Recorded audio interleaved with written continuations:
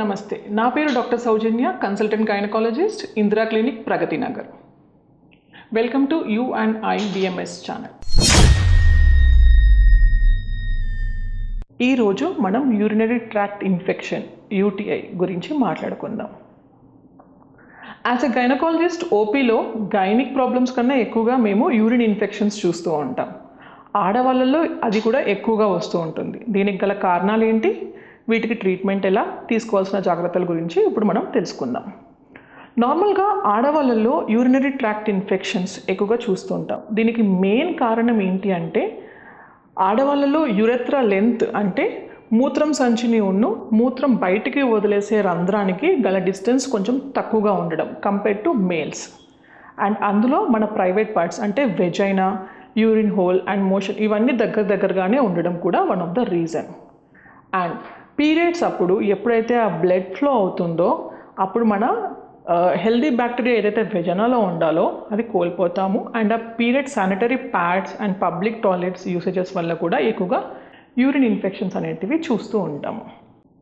So and ఎక్కువగా ఎవరిలో చూస్తూ ఉంటాము, యూరిన్ ఇన్ఫెక్షన్స్ రాకుండా ఉండాలి అని అంటే చక్కగా వాటర్ ఇంటేక్ అనేది ఎక్కువగా తీసుకుంటూ ఉండాలి.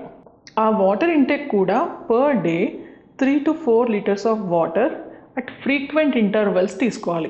అంటే దీని అర్థం, మేడం మేము వాటర్ చాలా బాగా తాగుతాం మేడం, చాలా తాగుతామని అంటూ ఉంటారు. అంటే వాళ్ళ ఉద్దేశం మార్నింగ్ లేవగానే చక్కగా 1/2 లీటర్ or 1 లీటర్ తాగేయడం, మళ్ళీ నైట్ ఇంటికి వచ్చాక ఆఫీసో కాలేజెస్కో స్కూల్స్కి వెళ్ళే పిల్లలు మళ్ళీ ఇంటికి వచ్చాక ఒక 1 లీటర్ or 2 లీటర్స్ 1 లీటర్ తాగడం. కొంతమంది చాలా తాగుతామని అంటారు.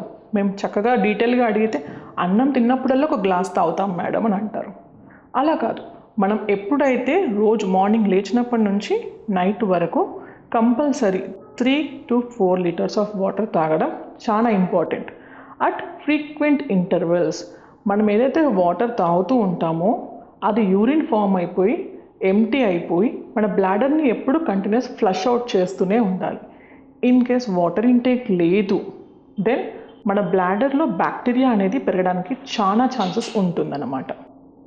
ఈ బ్యాక్టీరియా పెరగడం వల్ల యూరిన్ ఇన్ఫెక్షన్స్ ఎక్కువగా చూస్తూ ఉంటాం. దీన్ని మనం ఎలా గుర్తించాలి అంటే, ఇది యూరిన్ ఇన్ఫెక్షన్స్ లక్షణాలు ఎలాగా ఉంటాయి.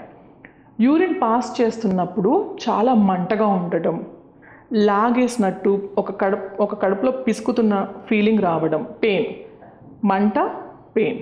అండ్ యూరిన్ ఆపుకోలేకపోతారు. యూరిన్ వచ్చినప్పుడు వాళ్ళు బాత్రూమ్ వరకు వెళ్ళడానికి కూడా వాళ్ళకి ఆ హోల్డింగ్ కెపాసిటీ అనేది ఉండదు. యూరిన్ వెళ్ళొచ్చాక మళ్ళీ యూరిన్ వస్తున్న ఫీలింగ్, దీన్ని ఫ్రీక్వెన్సీ ఆఫ్ యూరినేషన్ అని అంటాం.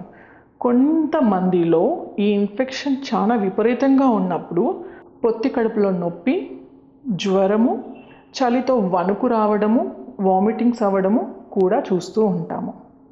యూరిన్ ఇన్ఫెక్షనే కదా ఏముంది అని నెగ్లెక్ట్ చేయడానికి అస్సలు స్కోప్ లేదండి.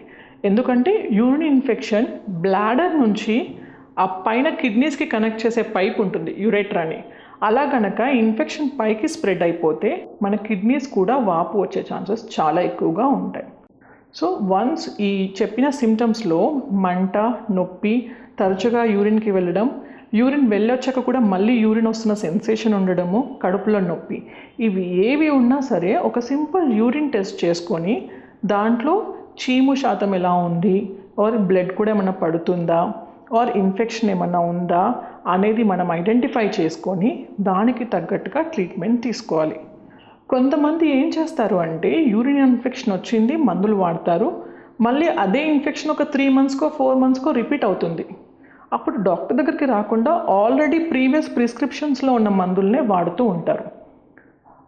అప్పుడు ఏమవుతుంది అంటే, మనం టెస్ట్ చేసినప్పుడు యూరిన్ కల్చర్ టెస్ట్లో ఏదైతే బ్యాక్టీరియా ఉంది, ఏదైతే యాంటీబయాటిక్ దానికి పనిచేస్తుందో అకార్డింగ్ టు దాట్ మేము ట్రీట్మెంట్ ప్రిస్క్రైబ్ చేస్తాం. సో నెక్స్ట్ టైం వచ్చిన ఇన్ఫెక్షన్ అదే బ్యాక్టీరియా వల్ల రావాలని రూల్ ఏం లేదు. అండ్ అప్పుడు పనిచేసిన యాంటీబయాటిక్ ఈ టైంలో పనిచేయాలని కూడా లేదు. కొన్నిసార్లు రెసిస్టెన్స్ కూడా వచ్చేసి ఉంటుంది. సో యాంటీబయాటిక్ మార్చాల్సి ఉంటుంది. అలాంటి సందర్భంలో డాక్టర్ దగ్గరికి వచ్చి ఒక యూరిన్ కల్చర్ టెస్ట్ చేసేసుకొని కరెక్ట్ యాంటీబయాటిక్ యూస్ చేసుకొని మీ కంప్లైంట్స్ని తగ్గించుకోవచ్చు. యూరిన్ ఇన్ఫెక్షన్స్ రాకుండా తీసుకోవాల్సిన జాగ్రత్తలు ఏంటి? ఇంతకుముందు మనం అనుకున్నట్టుగా వాటర్ కంటెంట్ని ఫ్రీక్వెంట్ ఇంటర్వల్స్లో తీసుకోవడం. ముఖ్యంగా ఆడవాళ్ళు చాలామంది నాకు చెప్పేది ఏంటంటే ఆఫీస్లో, స్కూల్స్లో, కాలేజెస్లో పబ్లిక్ టాయిలెట్స్ ఇవన్నీ వాష్రూమ్ ఫెసిలిటీ సరిగ్గా ఉండట్లేదు అనేసి వాళ్ళ వర్క్ అవర్స్లో వాటర్ ఇంటేక్ని చాలా వరకు తగ్గిస్తూ ఉంటారు. దానివల్ల ఎక్కువగా యూరిన్ ఇన్ఫెక్షన్స్ అనేటివి చూస్తూ ఉంటాం. సో మీరు ఎక్కడైతే చదువుతున్నారో, వర్క్ చేస్తున్నారో ఆర్ పేరెంట్స్ మీ పిల్లల స్కూల్స్లో ఆ వాష్రూమ్ ఫెసిలిటీ సరిగ్గా ఉందో లేదో కూడా కొంచెం మేనేజ్మెంట్తో మాట్లాడాల్సిన అవసరం ఎంతగానో ఉంది. సో దట్ వాళ్ళు వాటర్ తాగకుండా, వాళ్ళని వాళ్ళు కంట్రోల్ చేసుకోకుండా, ఆ యూరినరీ ఇన్ఫెక్షన్స్ బారిన పడకుండా మనం కాపాడిన వాళ్ళము అవుతాం. వాటర్ ఇంటేక్ చాలా ఇంపార్టెంట్. ద సేమ్ టైం మన టాయిలెట్స్ కూడా చాలా క్లీన్గా ఉండాలి అండ్ కంటామినేట్ అవ్వకుండా చూసుకోవాలి. థర్డ్ థింగ్, ఆడవాళ్ళలో ముఖ్యంగా ఏంటి అంటే భార్యాభర్త యాక్టివ్గా ఉన్న తర్వాత కంపల్సరీ యూరిన్కి వెళ్ళి రావాలి. వాళ్ళ ప్రైవేట్ పార్ట్స్ని కొంచెం గోరువెచ్చని వాటర్తోనే కడుక్కోవాలి. దీనివల్ల కూడా యూరిన్ ఇన్ఫెక్షన్స్ రాకుండా మనం ప్రివెంట్ చేసిన వాళ్ళం అవుతాం. నెక్స్ట్, ఆడవాళ్ళలో పీరియడ్స్ టైంలో మార్నింగ్ ఇంటి నుంచి వెళ్ళిన వాళ్ళు మళ్ళీ నైట్ ఇంటికి వచ్చేంత వరకు కూడా వాళ్ళ పీరియడ్స్ టైంలో ప్యాడ్స్ని చేంజ్ చేసుకోరు. బికాజ్ మాకు చేంజ్ చేసుకునే ప్రొవిజన్ లేదు ఆర్ వాష్రూమ్స్ బాగోవు, ఇలాంటి రీజన్స్ చెప్తూ ఉంటారు. ఈవెన్ దో ఇన్ఫెక్షన్స్ రాకుండా ఉండాలి, మీ గర్భసంచి బాగుండాలి, మీ యూట్రస్ ఇవన్నీ బాగుండాలి, ప్లస్ మీ మూత్రం సిస్టమ్, యూరినరీ సిస్టమ్ కూడా బాగుండాలి అంటే పీరియడ్స్ టైంలో ఇర్రెస్పెక్టివ్ ఆఫ్ ఫ్లో అంటే బ్లీడింగ్ ఎక్కువైనా తక్కువైనా ఫ్రీక్వెంట్ ఇంటర్వెల్స్లో అంటే ప్రతి 4-5 గంటలకి మీ ప్యాడ్ని చేంజ్ చేసి కొత్త ప్యాడ్ని యూజ్ చేయాల్సి ఉంటుంది. దీనివల్ల కూడా యూరిన్ ఇన్ఫెక్షన్స్ రాకుండా చూసుకోవచ్చు.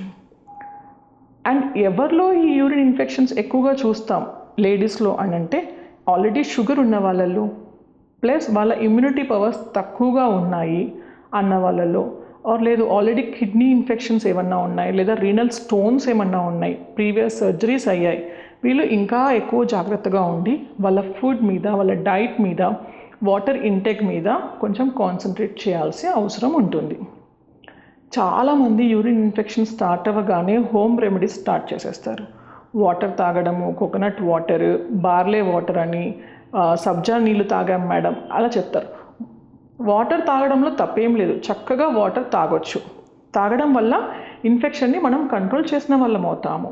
బట్ బ్యాక్టీరియల్ ఇన్ఫెక్షన్ ఏమన్నా ఎక్కువగా ఉంది, చీము శాతం ఎక్కువగా ఉంది ఆర్ కిడ్నీలో స్టోన్స్ ఉన్నాయి, మనం హోమ్ రెమెడీస్ ఎన్ని చేసినా సరే కంప్లీట్ ట్రీట్మెంట్ అనేది అవ్వదు. అలాంటి సందర్భంలో యాంటీబయాటిక్స్ యూసేజ్ అనేది చాలా ఇంపార్టెంట్. మన ఇన్ఫెక్షన్స్, యూరినరీ బ్లాడర్ ఇన్ఫెక్షన్స్ని సరైన టైంలో సరైన ట్రీట్మెంట్ తీసుకొని అక్కడికే కంట్రోల్ చేసుకుంటే కనుక వేరే వేరే ఆర్గన్స్ పైన ఎఫెక్ట్ రాకుండా మనల్ని మనం ప్రొటెక్ట్ చేసుకున్న వాళ్ళము అవుతాము. So don't neglect urine infections and me water intake మీద చాలా శ్రద్ధ పెట్టండి. వాటర్ని ఫ్రీక్వెంట్ ఇంటర్వెల్స్లో తీసుకుంటూ ఉండండి. For more updates and information please do subscribe you and IBMS channel.